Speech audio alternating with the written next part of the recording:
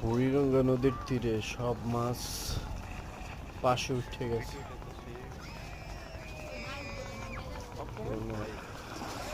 মাছ চালে এখন অনেক মাছে খাইবে না কম মাছ উঠে।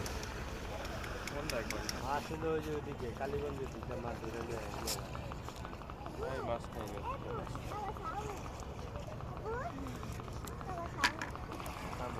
ওই একখান হচ্ছে শাকাল মাছ মাছই বেশি তাহলে ছাও আগের মতো মাছ নাই নদীতে আর শাকারিও। ওরা আর পানিতে দেওয়া যাইবে না। শাকারি হইলে এই পাশ সব বিক্রম। এই বৈশা মাছ হচ্ছে দেন